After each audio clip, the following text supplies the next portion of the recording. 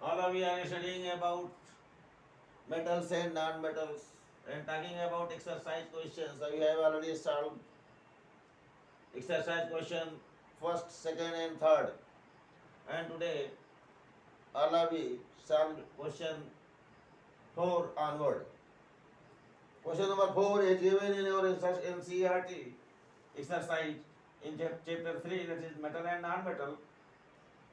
Food cans are coated with tin and not with zinc because जो food cans होती हैं उनको हम टिन से कोट करते हैं और जिंक से नहीं करते। क्यों ऐसा क्यों करते हैं कहा गया है, इसमें आपको ऑप्शन दिया गया है कि zinc is costlier than tin, zinc महंगा होता है टिन से, पहला कारण ये बताया गया है। क्या सही है कि नहीं है आपको चयन करना है। जिंक है ये हायर एमपी देन टिन, ये दूसरा कारण दिया गया है कि जिंक का जो एमपी है वो टिन से अधिक होता है। तीसरा कारण दिया है कि zinc is more reactive than tin, और फोर्थ रीजन दिया गया है D, zinc is less reactive than tin.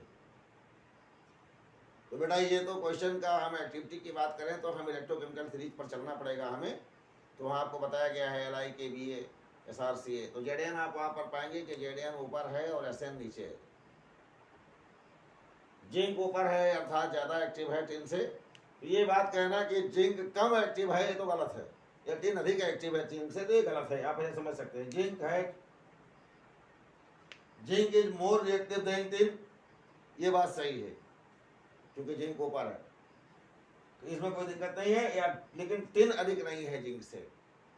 Zinc is costlier then, तो क्या कास्टियर की बात कोई नहीं है कि कास्टियर है, तो कास्टलर होना कोई माय पॉइंट नहीं यहाँ पे है, और ना ही यहाँ पर हायर एमपी की बात है।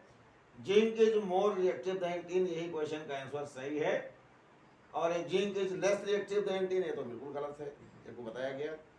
तो इसमें सी ऑप्शन जो है वो सही है। Zinc is more reactive than tin and hence reacts easily with food containing low concentration of organic acid. Tin, on the other hand, does not react with such acids. Therefore, food cans are coated with tin and not with zinc. So, option C is correct.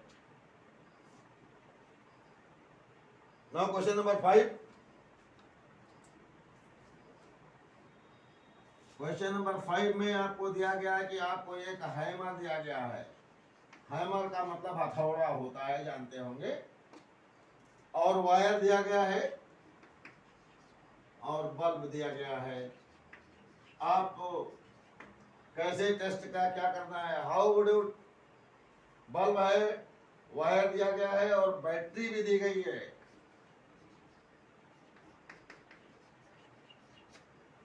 तो battery है आपके पास, bulb है, wire है और हथौड़ी दिया गया है, हैमर दिया गया है। आप लिए गए सब्सटेंस को आइडेंटिफाई करेंगे कि मेटल है कि नॉन मेटल है। तो हथौड़ी का इसमें क्या यूज होगा, आप मटेरियल को लेकर, जो मटेरियल सब्सटेंस आपको दिया गया है उसको आप ठोकिए,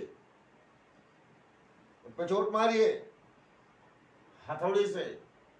अगर वो मेटल होता है तो मैलिएबल होता है, अर्थात चोट मारने पर सीट के नुमा फैलेगा। नॉन मेटल होगा तो ब्रिटिल होगा, अर्थात टूट जाएगा, जैसे व्हील पर आप मारेंगे तो टूट जाएगा। इस प्रकार से मेटल और नॉन मेटल की हम आइडेंटिफिकेशन कर लेंगे। वायर को हम बैटरी से सेट करके बल्ब को लगा देंगे, बैटरी में वायर को सेट करके बल्ब से कनेक्ट कर देंगे, और जो कनेक्टर होगा उसमें अगर हम मेटल को लगाएंगे तो बल्ब जल जाएगा, और अगर नॉन मेटल को लगाएंगे तो बल्ब नहीं जलेगा। इसे क्या आप देख रहे हैं कि मेटल्स जो होते हैं वो इलेक्ट्रिसिटी के कंडक्टर होते हैं, और इस कंडक्टर की इस प्रॉपर्टी को जानने के बाद हम मेटल का वायर खींचते हैं और उसके डक्टाइल नेचर का इस्तेमाल करते हैं, और डक्टिलिटी का इस्तेमाल करते हुए हम वायर खींचते हैं, और इलेक्ट्रिक के वायर हम मेटल के बनाते हैं। दूसरा पार्ट क्वेश्चन क्लियर हो गया होगा, देखिए। तो पूरा पहला क्वेश्चन क्लियर हो गया। Using A hammer if the sample breaks, this means that is brittle and hence it is a non-metal. On the other hand, if the sample flattens to form a sheet, it means that a sample is malleable and hence is a metal. Set up the battery, bulb, wire and the switch as shown. तो figure में आप figure set कैसे कर सकते हैं? The sample is good conductor of electricity.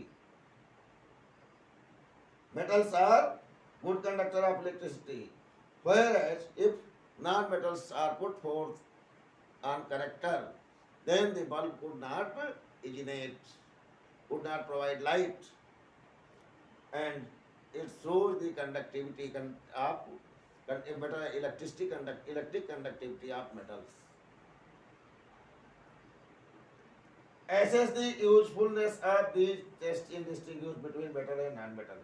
तो इसका आपको क्या लाभ मिला बता दिया आपने कि मेटल कंडक्टर होते हैं and due to their conducting nature metals are used to form to prepare wires. तो हम लोग जो मेटल आपके इलेक्ट्रिक वायर होते हैं मेटल के प्रिपेयर करते हैं। इस प्रॉपर्टी को जानने के बाद ये हम लोगों को जानकारी होती है। क्वेश्चन नंबर 6 जो दिया गया है, what are amphoteric oxide, give examples of two amphoteric oxide. Amphoteric oxide क्या होते हैं, दो एग्जांपल आप बताइए। ये क्वेश्चन नंबर 6 है। Question number 6, amphoteric oxide.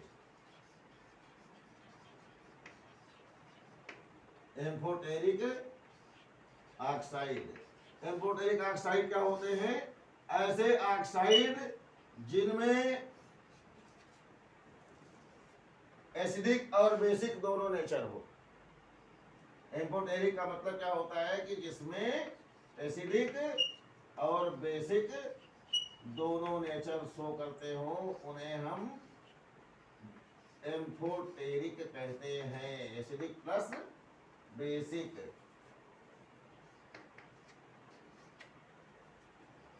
Acidic और बेसिक दोनों नेचर होता है, उसे हम क्या कहते हैं, एम्फोटेरिक कहते हैं। क्लियर, कंसेप्ट क्लियर हो गया। ऐसे ऑक्साइडों में एल्यूमिनियम ऑक्साइड Al2O3 और जिंक ऑक्साइड का एग्जाम्पल आता है। तो पहला एग्जाम्पल आपका हो जाता है Al2O3।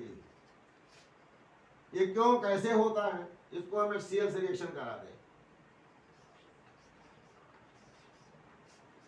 HCl से रिएक्शन कराने पर यह बन जाता है एल्यूमिनियम क्लोराइड साल्ट और वाटर मॉलिक्यूल।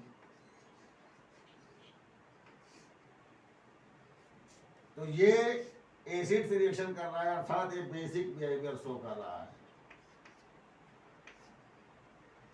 और जब हम ऐसी एल्यूमिनियम ऑक्साइड का NaOH के साथ रिएक्शन कराते हैं, यानी बेस के साथ रिएक्शन कराते हैं, तो ये NaAlO2 बना लेता है। NaAlO2 sodium Meta aluminate. Sodium Meta aluminate form करने का मतलब ये एक साल्ट है, सोडियम मेटा एल्यूमिनेट।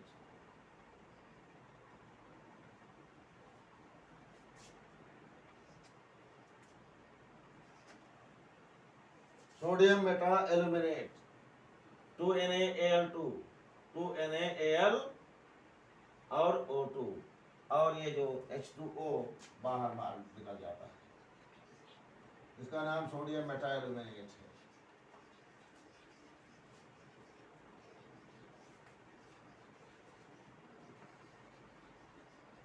ये भी साल्ट है। तो इस प्रकार से ये बेस के साथ रिएक्शन कर रहा है, ये एसिड के साथ भी रिएक्शन कर रहा है और बेस के साथ भी रिएक्शन कर रहा है, और दोनों से रिएक्शन करके ये साल्ट दे रहा है और साल्ट के साथ साथ वाटर भी दे रहा है। तो acid plus base is equal to salt and water, ये हम जानते हैं।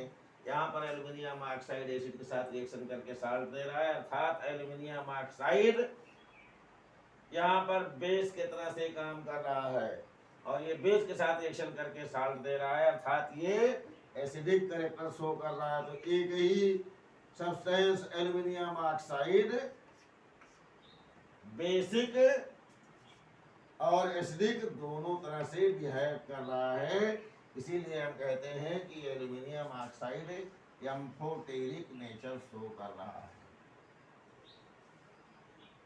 इसी प्रकार से हम जिंक ऑक्साइड की भी बात करते हैं। दूसरा एग्जाम्पल, तो जिंक ऑक्साइड को लेकर के भी अगर हम HCl के साथ रिएक्शन कराते हैं तो जिंक ऑक्साइड ZnO और प्लस HCl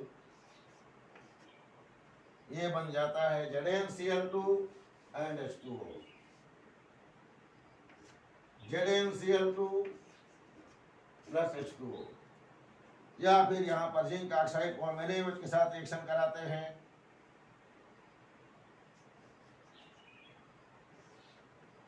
तो Na2ZnO2 बन जाता है, sodium zincate,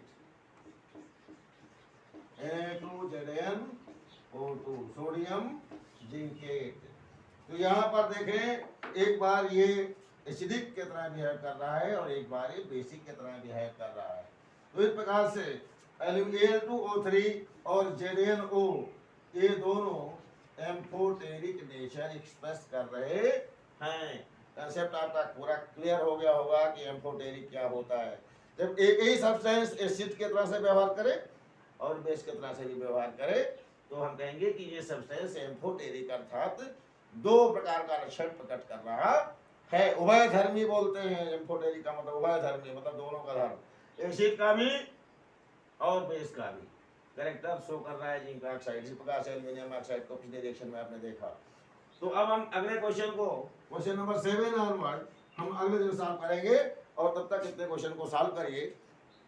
till then revise all the topics and if any problem is being created then you can ask without any hesitation with me.